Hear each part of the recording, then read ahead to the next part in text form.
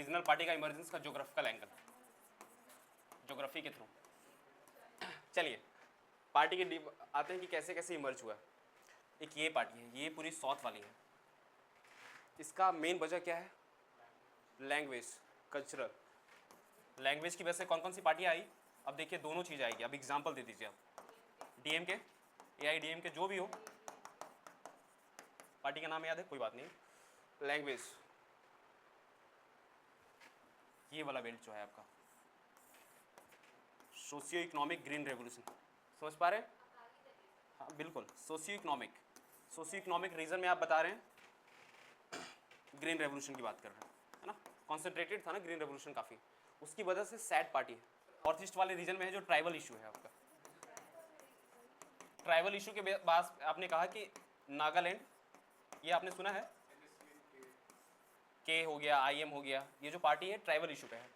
देख लीजिएगा कंफर्म, किसी पार्टी का नाम नहीं भी है तो कोई इशू नहीं है। सोशियो इकोनॉमिक बेस जो ग्रीन रेवोल्यूशन, उसके बाद पार्टी इमर्जेंस हुई है, जो आपका हरियाणा बेल्ट है और जो पंजाब वाला बेल्ट है, वहाँ से उसके बाद भी पार्टी, छोटी छोटी पार्टी। आरएलडी, राष्ट्रीय लोकदल, जो फार्मर इशू वगैरह को लेकर चल रहे हैं। बिल्कुल बिल्कुल, तो ठीक है, पार्टी का आप नाम दे सकते हैं। और मेन हमारा एजेंडा क्या है कि सोशियो इकोनॉमिक डेवलपमेंट की वजह से पार्टी, रीजनल पार्टी मर्ज हुई है।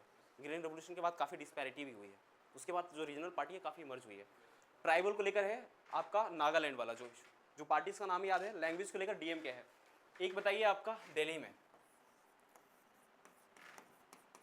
आम आदमी पार्टी, इसको कैसे ऐड कर सकते हैं? करप्शन, उससे बढ़िया गवर्नेंस वैक्यूम कर लीजिए। देखिए वो जब बनी थी उस समय था इशू,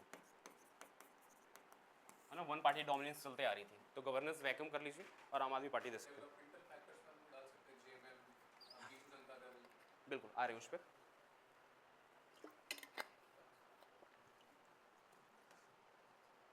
सबसे बढ़िया बात है बिहार का, बताइए किस फैक्टर में? हंसिका, आपने कीवर्ड्स आपने बोला था सोशल अपलिफ्टमेंट, है ना, सोशल अपलिफ्टमेंट, और उसमें नाम देना है आपका कर्पूरी फार्मूला। नाम सुना है आपने? कर्पूरी ठाकुर, कर्पूरी फार्मूला। मंडल कमीशन, मंडल के बाद आने के बाद हमारे यहाँ पार्टी काफ़ी इमर्ज हुई है ना। मंडल जो ओबीसी वगैरह को लेकर हुआ था, काफ़ी डिवाइड हुआ, उसके बाद काफ़ी पार्टी इमर्ज हुई। हाँ बिल्कुल बिल्कुल, उसी टाइम की बात है। बिल्कुल, तो सोशल अपलिफ्टमेंट हो गया, बिहार का हो गया। अच्छा, दीदी के यहाँ कौन सी बात है? दीदी, ग्रास रूट मोबिलाइजेशन,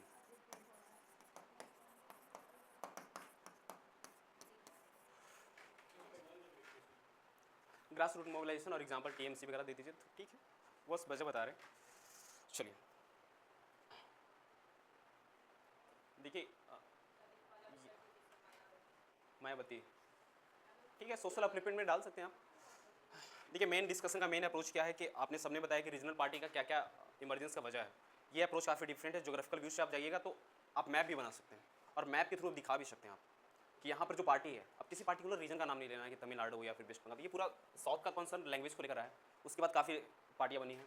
उसके बाद बिहार में देखिए कि सोशल अपलिफ्टमेंट को लेकर है, कर्पूरी फार्मूला आया। उसके बाद मंडल कमीशन को लेकर आया। सोशियो इकोनॉमिक जो डेवलपमेंट है यहाँ पर, ये ग्रीन रेवोल्यूशन, उसके बाद पार्टी आई है। दिल्ली में आपका हुआ आम आदमी पार्टी है। आम आदमी पार्टी को लेकर कह रहे हैं कि उसमें गवर्नेंस वेकम था, इसकी वजह से पार्टी मर्ज हुई।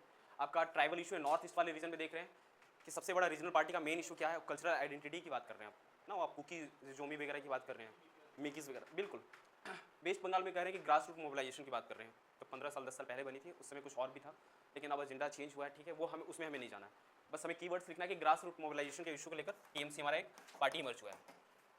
तो ये एक अप्रोच हो गया आपका क्वेश्चन करने का, ठीक है।